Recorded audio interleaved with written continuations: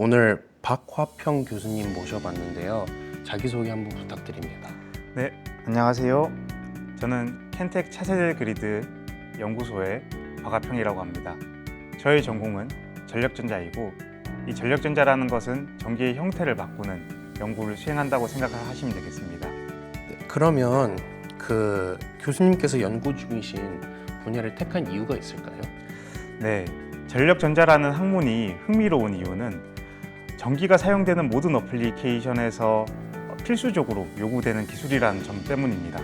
가령 예를 들어서 태양광이라든지 배터리, 연료전지 같은 것들은 DC 전원을 만들어주게 되는데, 이 DC 전원이 계통이 연계되기 위해서는 DC에서 AC로 전력을 변환시켜 주어야 합니다.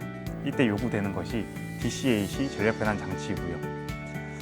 향후에는 그리드가 점점 복잡해지고 전기 소모량이 증가함에 따라서 전력 변환 기기들이 향후에는 점차 많이 개통에 투입이 될 것이고요. 이에 따라서 분야의 유망성과 향후의 미래 발전 가능성을 보고 저는 이 분야를 선택하게 되었습니다. 네, 말씀 감사합니다.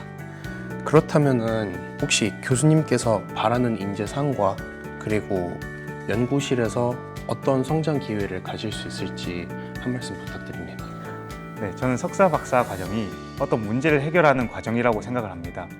문제를 해결하기 위해서는 적극적으로 문제를 해결하기 위한 자세와 그리고 다른 전문가들과 협업을 할 수 있는 열린 마인드가 필요하다고 생각을 합니다. 저희 연구실에서는 전력연구원, 전기연구원, 전자기술연구원, 에너지기술연구원 등과 같은 유수의 기관들과 공동연구를 수행을 하고 있으며, 국외 기관으로서는 상켄일렉트릭이라든지 혹은 미주리대학교와 같은 기관들과도 공동연구를 수행하고 있습니다. 향후 몇 년 동안에는 아마도 학생들이 한 달에서 두 달 이상 해외 기관으로 파견을 가서 네트워킹을 넓히고 선진 기술을 배워올 수 있는 기회도 줄 수 있을 것이라고 생각이 듭니다. 경력에 관한 질문을 드리자면, 이제 교수님은 정부 출연 연구소에서도 근무를 하셨었고, 또 여기서 교수로 근무를 하시기 전에 다른 학계에서도 다양하게 근무를 하셨었잖아요. 교수님께서 산업계보다 학계를 선택하신 이유가 있나요?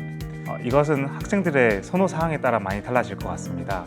가령 예를 들어서 회사에서 제품을 개발하는 데 관심이 있거나 혹은 회사를 경영하는 데 관심이 있다면 산업체로 가는 것이 맞을 것이라고 생각이 들고요. 정부 출연 연구소라든지 대학 같은 경우에는 직간접적으로 산업체와 연결을 하여서 다양한 제품을 선행 연구를 하는 것이기 때문에, 이러한 선행 연구를 꾸준히 하고 싶다면 정부 출연 연구소라든지 대학이 맞을 것이라고 생각이 듭니다. 그렇다면 분야에 관한 질문인데, 이제 현재 연구 중이신 주된 분야가 LVDC 상용화, UPS 모델 개발, 그리고 이제 AA 플랫폼 적용을 통한 고효율 전력 변환 등인 것으로 아는데요. 이 주제가 이제 차세대 그리드 연구에 가지는 강점이 혹시 무엇인지 알려줄 수 있을까요? 네, 기존의 그리드 시스템은 전력의 흐름을 제어하거나 변환하는 것이 거의 불가능하거나 매우 어려웠습니다. 향후 차세대 그리드 시스템이라는 것은 결국에는 전력 변환 기기가 개통에 들어가서 전력의 흐름을 우리 원하는 대로 조절을 할 수 있다는 것에 큰 강점을 두고 있습니다. 제가 하고 있는 연구는 이러한 전력 변환 기기들의 신뢰성과 안정성을 높이는 연구를 수행하고 있고요.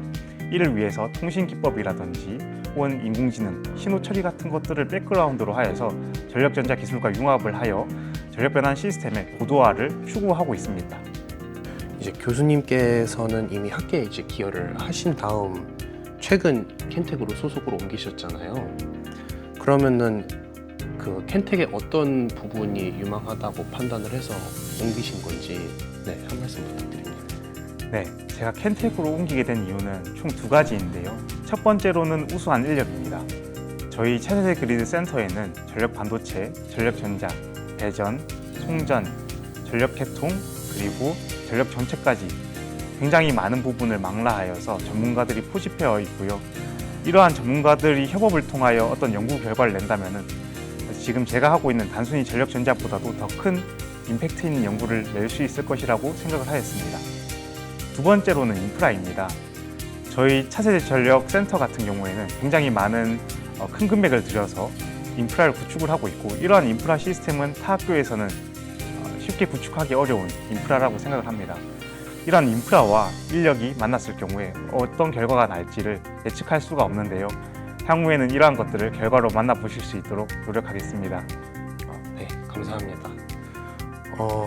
이제 그 다음으로는 지도 방식에 관한 질문인데, 흔히 이제 그 마이크로 매니징과 이제 자율 존중형 방식 이제 두 가지로 나뉘잖아요. 그러면은 이제 교수님께서 추구하는 지도 방식은 어느 쪽에 가까운지, 그리고 그 바람직한 지도 방식은 무엇이라고 생각하는지 한 말씀 부탁드립니다. 네, 저는 굳이 따지자고 하면 마이크로 매니징을 하는 스타일이라고 생각이 듭니다.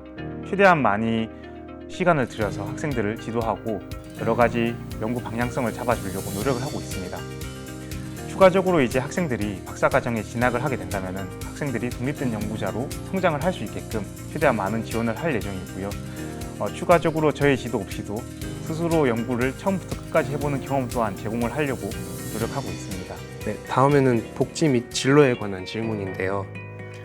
켄텍은 이미 국내 최고 수준의 지원을 학생들에게 보장하고 있고 더더욱 더 많이 보장하려고 노력 중인데, 이와 별개로 교수님께서 신경 쓰고 계신 복지 같은 게 있나요?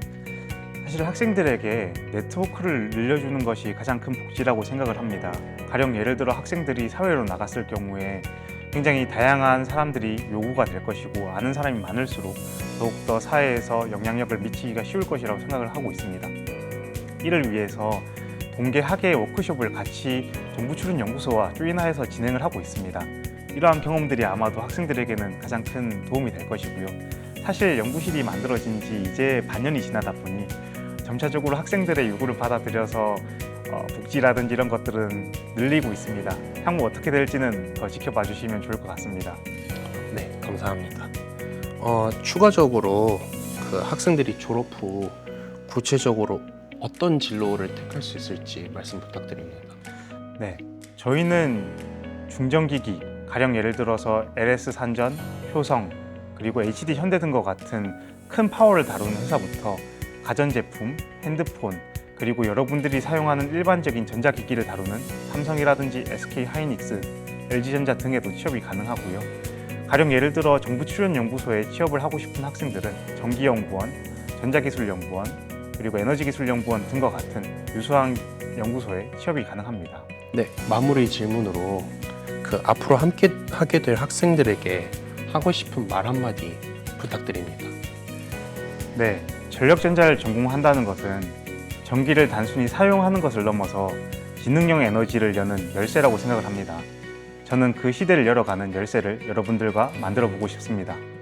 네, 지금까지 박화평 교수님의 개인 인터뷰였습니다. 인터뷰 여기서 마치겠습니다. 감사합니다. 감사합니다.